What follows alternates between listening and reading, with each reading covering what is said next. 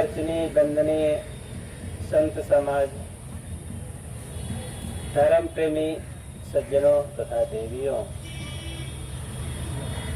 परम आराध्य सदगुरु अभिलाष साहब की छत्र छाया में साउथ कलकत्ता सत्संग सेवा समिति के सभी सदस्यों और भक्तों श्रोताओं सबको नमन करते हुए मैं अपनी बात कुछ कहने का प्रयास करता हूँ। ये धर्मतल्ला मैदान कलकत्ता है। यहाँ एक विलक्षण चीज भी है। अनेक देश के शहरों में बहुत तल्ले हैं पर धर्म तल्ला नहीं। इस कलकत्ता में धर्म तल्ला भी है और बहुत वर्षों से इस जगह में धर्मतल्ला इस मैदान में, इस धरती में बड़े बड़े महापुरुषों का सत्संग होता आया। उसमें कई श्रोता प्रवक्ता चले गए, लेकिन ये सत्संग सभा नहीं गई। हर रविवार को सत्संग सभा लग जाती है। सब वैसे ही फूल की तरह खिले हुए सब लोग प्रसन्नता से सत्संग समिति चलाते हैं। ये बहुत बड़ी बात है। सबको बहुत बहुत संतों की ओर से धन्यवाद। गुरु कबीर का ये संदेश पहुंचाने के लिए जो उत्साह है, लगन है, ये बहुत ही प्रशंसनीय है। हम सभी संत महापुरुषों को नमन करते हैं। और आज 17 सितंबर है। आज के ही दिन एक दक्षिण भारत में महापुरुष हुए, पेरियार रामास्वामी नायकर। उन्होंने भी अंधविश्वास और गलत मान्यताओं पर इतना प्रहार किया, सफाई करने का काम किया, लोगों को जगाने का काम किया। उनका जन्म दिवस है, उनको भी हम नमन करते हैं बड़े ही श्रद्धा भाव से। ऐसे समाज में बहुत महापुरुष आए, लोगों को चेताए, जगाए, अपना काम करके चले गए।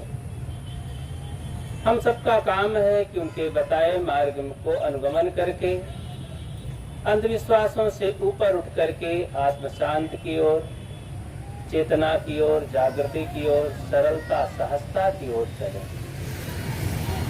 सहजता एक ऐसी चीज है कि उसमें गलतियां भी थोड़ा हो जाए तो बड़ा आनंद मिलता है। सहजता, सरलता। अभी आप सरल भाषा में, अपने आत्मिक भाषा में कुछ भी बोल दीजिए, टेढ़ा मेढ़ा शब्द तो बड़ा अच्छा लगता है। प्रेम से कुछ भी आप रूखा फीका भोजन करा दीजिए तो बड़ा बढ़िया लगता है। राजस्थान की घटना है, एक संत का सत्संग हुआ करता था। इसी तरह जैसे आप सब लोग बुलाते हैं, बैठते हैं, तो संत गए थे, अच्छे संत थे।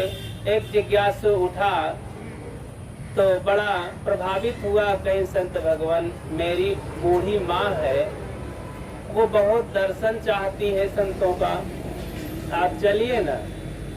वो आ नहीं पाएंगी, बूढ़ी है। संत सरल थे, ठीक है कोई बात नहीं, ऐसा कोई जिज्ञासु है तो हम चलते हैं उनके पास। चले गए।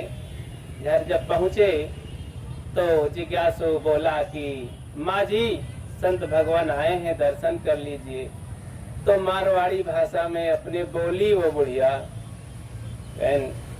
गुरु जी थारे खुर लागो। मारवाड़ी भाषा में गुरु जी थारे खुर लागो। अब बड़ा मुश्किल है। गुरु जी तो भाई अब उत्तर प्रदेशी थे, सोचिए बड़ा मुश्किल है। गुरु को गोरू कहते हैं, एक तो बड़ी गड़बड़ भाषा है। और फिर खुर लागो, खुर जानवरों के होते हैं, बैलों के, खुर माने पैर। तो अब हमें जानवर बना दिए, खुर लागत। ऐसे सब लोग चरण लगते हैं, पद लगते हैं, पैर छूते हैं, नमन करते हैं। अभी कैसी बुढ़िया है। तो साधक थे, गुरु जी के सेवक कान में गए, अरे माता जी ऐसा महापुरुषों को नहीं कहा जाता, नहीं नरक में जाना पड़ता है। तो बुढ़िया समझ पाई नहीं। तो अरे महाराज, हम सबका कहाँ सौभाग्य है नरक जाने का, नरक तो आप जैसे संत महात्मा जाते हैं। ऐसा सुन करके गुरुजी हंस पड़े, कहीं धन्य है माता जी, धन्य है। समझ गए कि बड़ी भोली भाली सरल है, जो उनका है सब ठीक है। हंस पड़े सब लोग। तो ये सरलता का परिणाम है। हम लोग यहाँ सत्संग देखो इतने वर्षों से सुनते हैं। कोई प्रभावित प्रश्न कर सकते हैं कि महाराज क्या मिला। कई लोग चले गए उठ करके, जो हैं वही बतावें क्या मिला। अभी ऐसा एक प्रश्न है ये कि आप क्या दिखाएंगे। निराश होने की जरूरत नहीं है। इसके साथ बहुत प्रश्न है। कोई पूछे कि इतने दिन से खा रहे हो घी दूध काजू किशमिश मलाई, क्या फायदा मिला। कोई 10 फीट के हो गए हो क्या, वही 3.5 हाथ के हो, वही घर में रहते हो। ये सब प्रश्न निरर्थक हैं, लेकिन उसका सार्थक शब्द ये है, खाते हैं लगातार इसीलिए हम चल रहे हैं, सत्संग में आ रहे हैं इसीलिए हम मुस्कुरा रहे हैं, प्रसन्न है, संतों धर्म के प्रति प्रेम है, जीवन में शुद्धता बनी है, शाकाहारीपन बना है, सच्चाई बनी है। ये सत्संग का ही परिणाम है। तो जो कुछ हमारे जीवन में सरलता, सहजता, प्रसन्नता, संस्कार, सद्गुण है, संतों के लिए प्रेम है, जीवन में आनंद आ रहा है, ये सब सत्संग की बदौलत है। ये अभ्यास अगर ना होता हम सबका, तो पता नहीं कहाँ इस धारा में बह जाते। तो सत्संग का बड़ा लाभ है जीवन में। तो घबराने की जरूरत नहीं, उत्तर ना दे करके भी उत्तर रहता है। एक बार की बात, ऐसे ही सत्संग में पति पत्नी पहुंचे बैठे थे। पति महोदय थोड़ा कम बुद्धि के भोले थे, पत्नी तेज तर्रार थी, सत्संग के प्रेमी थी। और वो अपने पति को भी लेकर के चलो ना सत्संग में, संत गुरजन आए हैं, भक्त लोग हैं, सब वहां बैठिए थोड़ा सा। बड़ा मुश्किल से वो गया। तो वहां जब गए बैठे थे तो गुरुजी कुछ बताए, तो उठ पड़े। तो पत्नी बोली कि कुछ समझ में आया, कुछ दिमाग में पल्ले पड़ा कि नहीं। कहीं क्या पल्ले पड़ा, पता नहीं क्या बक रहे थे।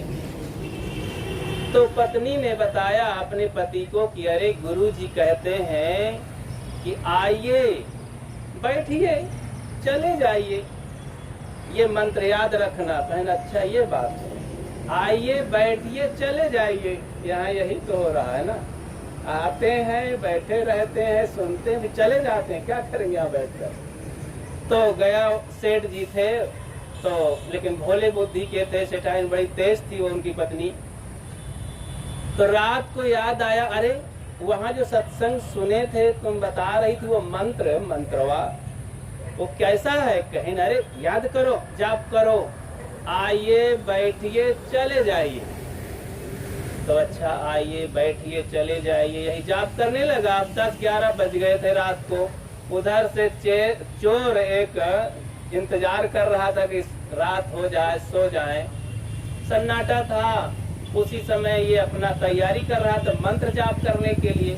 सुने होंगे कि भगत साधु एकांत में 12 बजे मंत्र जाप किया करते हैं, ध्यानवान लगाते हैं। तो चालू किया।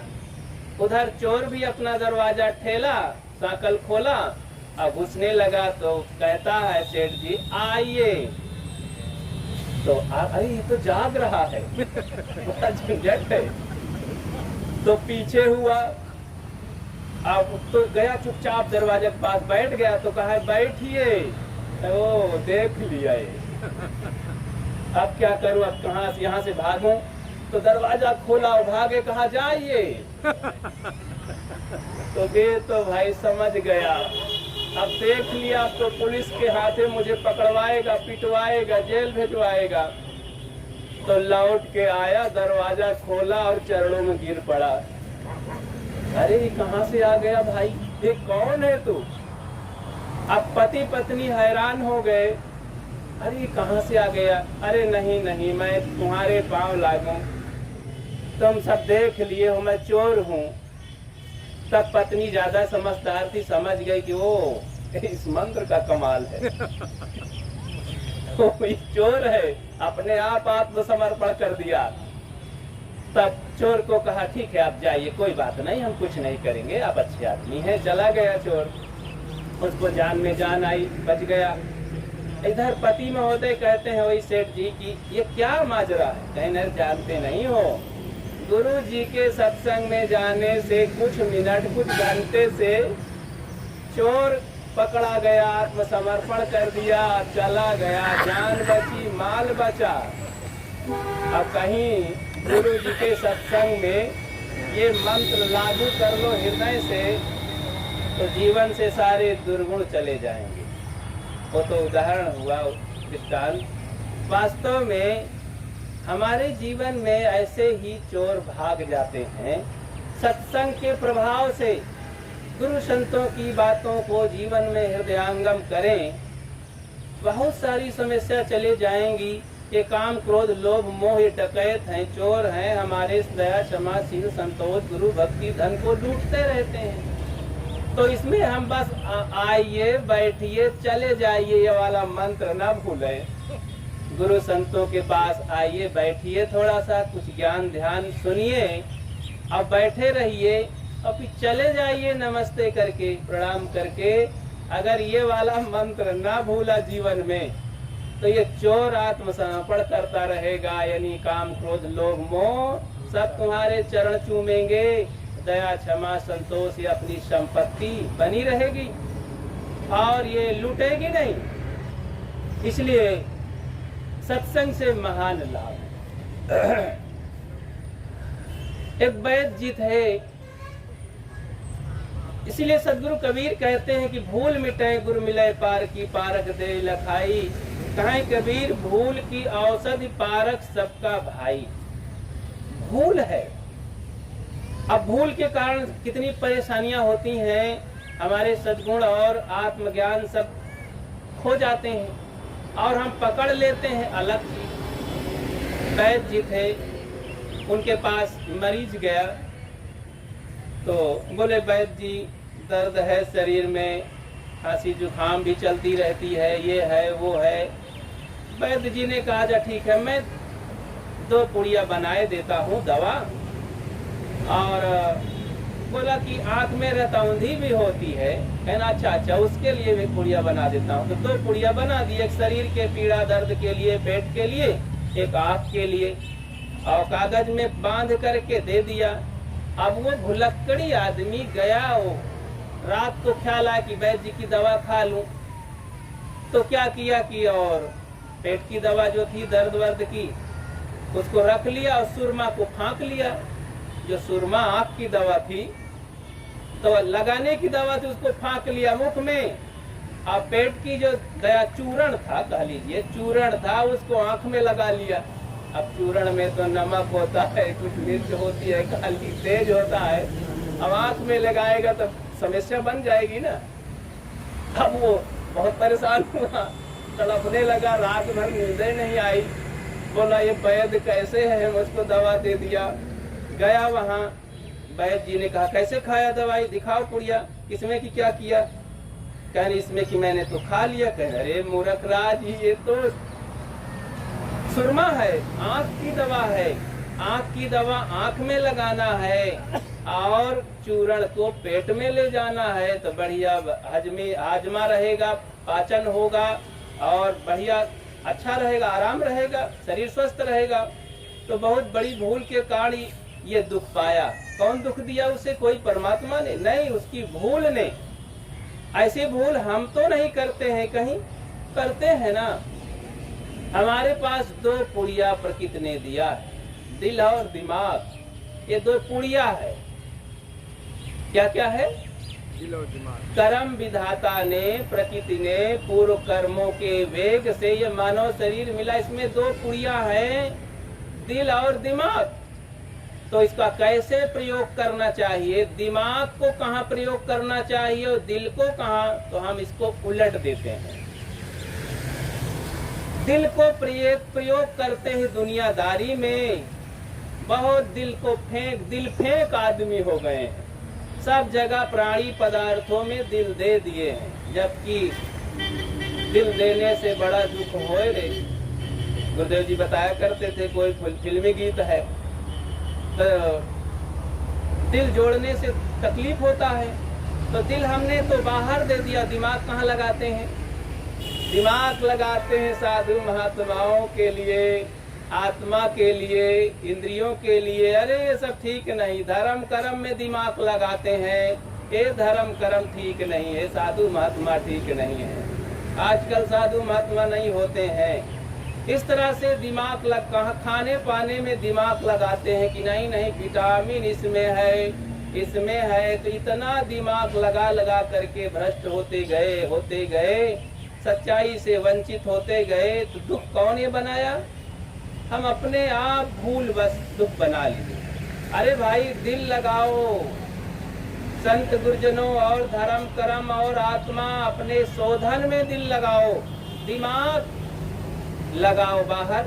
अगर दिमाग से हम काम करेंगे, दिमाग से सोचेंगे कि ये गंदी चीजें हैं, ये संसार दुखशाला है, यहाँ मतलब भर प्रयोग करो, रहो, बसो नहीं, भागो। घर है हमारा, बड़े बड़े बेडरूम हैं और सोफा सेट है, पलंग है, वहाँ आराम करें। और शौचालय कितना बड़ा होता है, छोटा सा कमरा 3x4 का, 3x3 का। अब उसमें जाके हम आराम करने की कोशिश करते हैं। ये बाहर का प्रपंच सब शौचालय के समान छोटा गंदी जगह है, वहाँ जाना पड़ता है, बिना जाए काम नहीं चलता है। अरे भाई घर बहुत बड़ा होता है, शौचालय छोटा होता है, लेकिन उसमें जाना पड़ता कितने 5-10 मिनट के लिए, दिन भरे में आधा घंटा 1 घंटा के लिए कह लो। लेकिन बहुत सारे 23 घंटा तो हमको अपने बड़े बड़े रूमों में, हाल में, बेड में बिताना पड़ता है। वैसे ही आत्मचिंतन, भक्ति, भजन और प्रसन्नता, आनंद, सद्गुण, सदाचार में हम 23 घंटा बिताएं। कहीं 1 घंटा, आधा घंटा राजनीति में चले जाएं, प्रपंचबाजी में चले जाएं, थोड़ा और देख लें, व्यवहार बर्ताव के विषय में सोच लें कि भाई बना रहे वो, क्योंकि शरीर है तो शरीर के साथ साथ ये व्यवहार करना पड़ता है। लेकिन खास काम है आत्मा का काम, वो छूट जाता है, केवल व्यवहार ही व्यवहार रहता है। इसलिए हम इस भूल में न पड़े, जागृत बने। उत्तिष्ठत् जागृत प्राप्त वरान बोधक, जैसा कि अभी पूर्व प्रवक्ताओं के द्वारा सुने कि हम अंधविश्वास से उठ करके जागृत बने। सदगुरु कबीर का यही तो महान मंत्र है। वे चारों तरफ से घेरा डाल करके और समझाना चाहते हैं कि आप लोग जो जिसमें काम में लगे हो, अंधविश्वास, गलत मान्यताओं में, प्राणी पदार्थों में दिल को झोंक दिए हो, सारी एनर्जी खर्च कर रहे हो, सारा जीवन उसी में समाप्त कर रहे हो, इसके लिए जीवन नहीं मिला है। उससे थोड़ा उपराम हो, उदास हो, अपने आप को जानो आप कौन है। दिल में खोज दिलाइमा खोजो है करीमा रामा, अपने आप को जाने समझे। तो ये जीवन की सबसे बड़ी बात होगी। हम सब इस तरह से अपने जीवन में जागृत बने। ये कोई बहानेबाजी से काम नहीं बनता है। अच्छा, बहानेबाजी में कभी कभी थोड़ा बन भी जाता है और थोड़ा ही बनता है। और ज्यादा बहाना धर्म कर्म जीवन को लेकर करेंगे तो ज्यादा बहाना तो नुकसान ही करता है। तो हम बहानेबाजी, अक्सर लोग कहते हैं अरे महाराज यहाँ दर्द हो रहा था, अब सत्संग में नहीं जाएंगे। अच्छा, दर्द कहाँ कहाँ हो रहा है?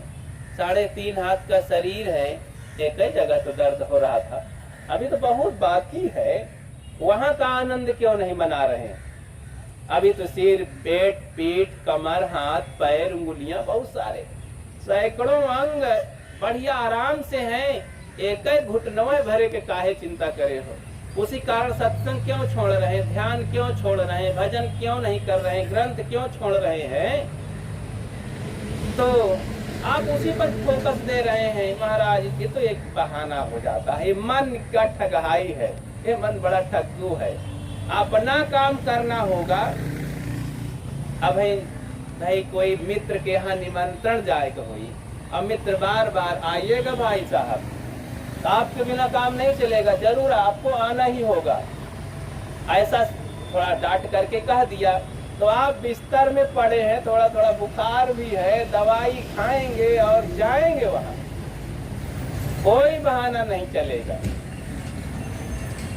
तो बहाना में बन भी जाता है कभी कभी छोटा मोटा काम। जैसे एक महात्मा जी गए थे भगत जी के यहाँ, तो वहां पर बड़े भाव था, लेकिन जो भक्तिमती देवी थी तो खिला पिला रही थी, सब कुछ पारस कर दिया, ढेर व्यंजन पारस कर दिया, लेकिन क्या हुआ कि एक चीज देना भूल गई।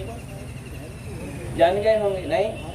अरे दूध देना भूल गई, वहीं पर रखा था। अब महात्मा जी बार बार देख रहे हैं, गजब के महात्मा भी, जिसमें मन लग जाता है।